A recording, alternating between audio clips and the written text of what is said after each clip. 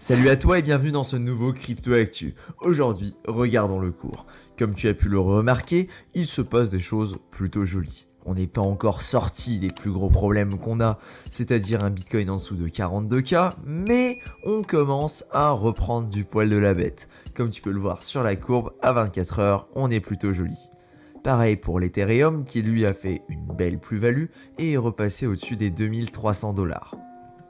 Sans trop de problèmes a priori, comme tu as pu le voir juste ici, on a vraiment bien tapé dedans. Pareil pour quasiment toutes les crypto-monnaies qui sont en train de reprendre de la valeur depuis un petit moment. On peut voir même les courbes à 7 jours qui sont plutôt positives. Je pense surtout à l'Ethereum avec plus 30%, ce qui est joli.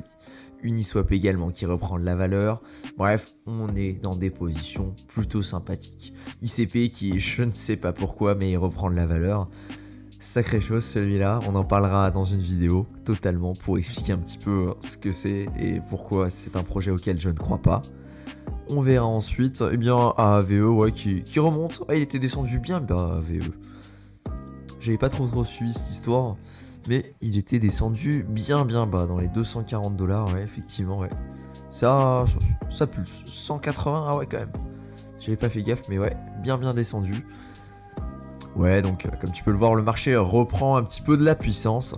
On verra ce qui va se passer à plus ou moins long terme, hein. Comme dit, là ce qui va se passer donc dans les semaines à venir, dans les jours à venir, on n'en a absolument aucune idée. Mais l'objectif de ce marché des crypto-monnaies, c'est vraiment d'avoir une vision à plus ou moins long terme. C'est-à-dire voir dans 2, 3, 5, 6, 10 ans, qu'est-ce qui va se passer. Et là par contre, là ça devient tout de suite beaucoup plus clair. On a une vision à long terme et on sait un petit peu comment se positionner sur les différentes crypto-monnaies. C'est pour ça que moi ça ne me fait pas peur, cette volatilité qu'on a vraiment à court terme, mais que je vise plutôt ce qu'on va avoir à long terme, ce qui va se passer dans quelques années, parce que là je suis convaincu que beaucoup de ces crypto-monnaies vont avoir de l'utilité. Je pense notamment à Cardano, mais surtout à Phantom, qui est vraiment en train de se positionner plutôt bien en ce moment avec de nombreux partenariats dans les grosses entreprises. Phantom qui regarde également pour convertir quelques gouvernements aux crypto-monnaies, donc à la blockchain, ce qui va vraiment leur donner un avantage compétitif sur le long terme. On peut donc maintenant passer aux actualités de ces derniers jours. On retrouve dans un fractal de 2019 quelques petits indices que le prix pourrait remonter très vite au-dessus de 50 000 $. Alors un fractal, c'est tout simplement se baser sur ce qui s'est passé avant et remettre exactement les mêmes actions en prenant en compte le pourcentage de différence qu'on a entre le prix d'avant et le prix de maintenant pour aller regarder comment on va se positionner. Sur le même délire, on avait également le positionnement de Wyckoff, tu sais cette courbe qui monte, qui descend et qui à peu près stable pendant un petit moment avec pour objectif de stabiliser le cours et surtout de permettre une bonne période d'accumulation et qu'on voit qu'elle est quand même plutôt frappante parce qu'elle ressemble énormément à ce qu'on est en train de vivre. Ceci voudrait dire donc qu'on pourrait remonter dans les mois à venir et qu'on pourrait revoir un Bitcoin aux alentours de 50K. Pour la fin d'année, je te le dis, je suis positif. Il y a pas mal de gros projets qui vont lancer pas mal de grosses mises à jour. Je pense à Bitcoin Taproot qui va venir donc vers la fin d'année, à Ethereum 2.0 qui commence à prendre un petit peu d'ampleur, même si on verra encore ce qui va se passer, à Cardano qui a quand même pas mal de choses sous le capot. On pense notamment au lancement du mainnet qui devrait venir et qui devrait vraiment augmenter les prix parce que à partir du moment là où tout le monde en fait va rentrer dans la finance décentralisée, eh bien les gens vont devoir bloquer leur Cardano encore plus que ce qui se passe actuellement, ce qui va faire un effet boule de neige et ce qui pourrait vraiment propulser le prix du Cardano vers les 5 ou les 6 $ qu'on attend vraiment pour la fin d'année. La finance décentralisée qui a très bien résisté au cours des deux derniers crashs, soit mars 2020 et mai 2021. Alors pour ça, il faut peut-être un petit peu regarder les cours et on va regarder ce qui est intéressant, ce qui est vraiment représentatif. Le plus, c'est surtout le prix du Tether qu'on a pu voir, qui pendant une période, eh bien, on a pu voir donc lors de mai. On va regarder, on va dézoomer un petit peu. Voilà là où on a eu un DPEG, donc le 19 mai, qui est passé à 1,08 $ pour un Tether. Alors c'était très court, ça a duré quelques heures, rien de plus, mais ça c'est vraiment significatif de la santé de la DeFi. En gros, quand on a un Tether, quand on a un BUSD, quand on a un USDC et compagnie qui dépèguent de façon très forte, c'est là qu'on va vraiment observer des problèmes d'ampleur qui peuvent arriver dans la DeFi. À savoir que la majorité des gens empruntent donc ces Tether ou ces USDC USDC et que si le Tether ou le USDC monte et donc dépeg, eh bien il va y avoir une conséquence directe, c'est que la majorité des gens qui ont prêté de l'argent pour pouvoir emprunter ces Tether ou ces USDC, eh bien ils risquent de se faire liquider.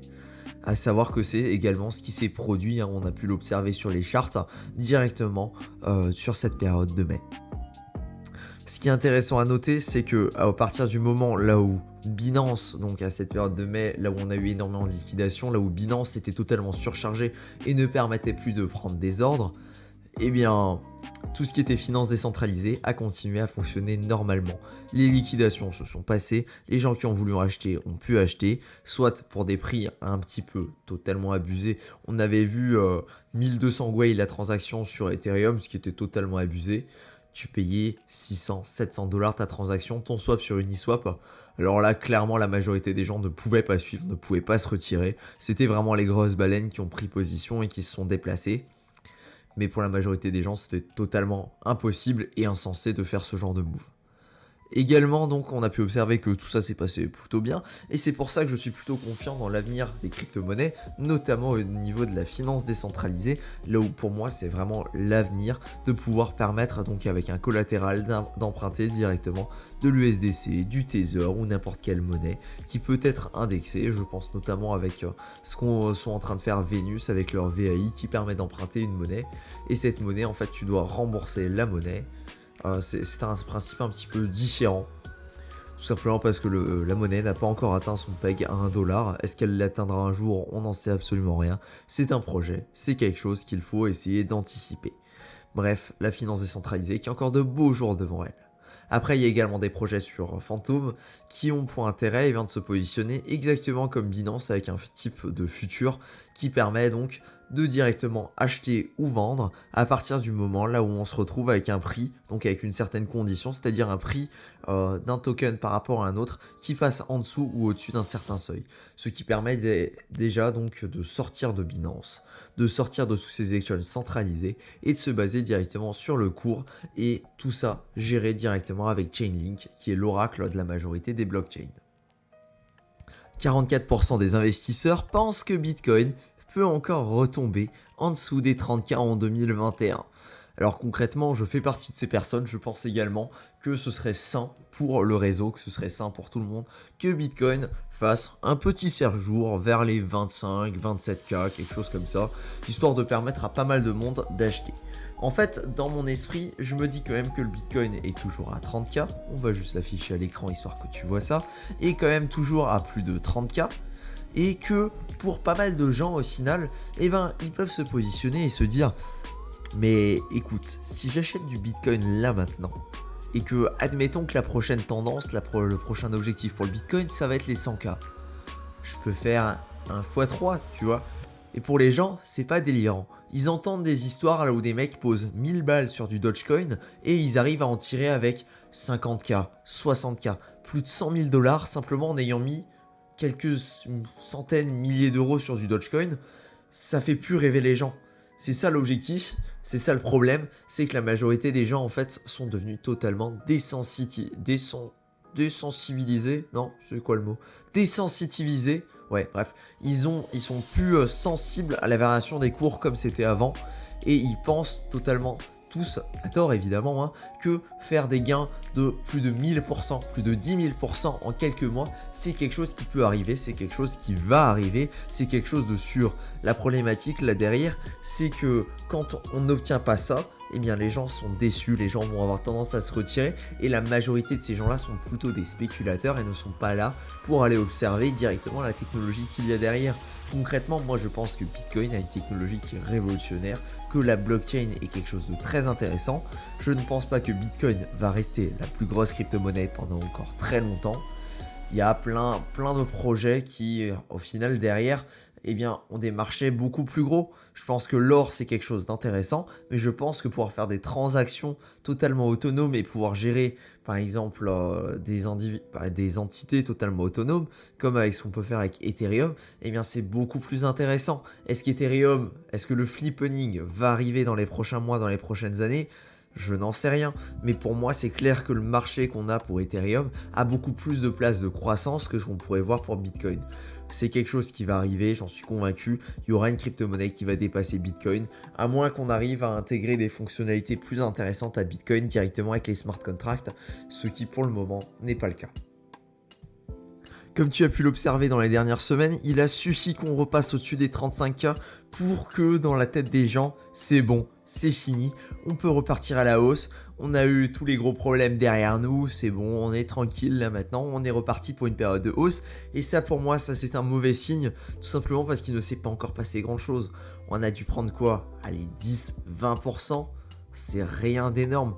Pour moi, on va vraiment se retrouver dans le futur, enfin dans le futur très très proche, avec de nouveau quelque chose qui va ressembler à cette dent de scie qu'on a eu, avec ce flash crash qu'on a eu il n'y a pas si longtemps, là où on est descendu vers les 29K, et c'est quelque chose qui, pour moi, risque d'arriver de nouveau, là où on va avoir cette petite descente.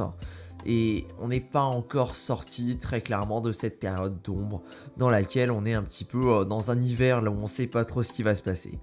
Bref, je pense que pour le futur, on a quand même quelque chose de très intéressant qu'il faut voir le long terme et que le dollar cost averaging est la meilleure stratégie à voir pour le long terme. En tout cas, je te remercie de ton attention pour cette vidéo et j'espère te dire à toi qu'on se retrouve demain pour une prochaine vidéo. Cette fois-ci, ce ne sera pas à 17h, ce sera probablement plus tard, mais il y aura toujours une vidéo tous les jours, je l'espère encore pendant longtemps. Sur ce, je te dis à la prochaine, ciao.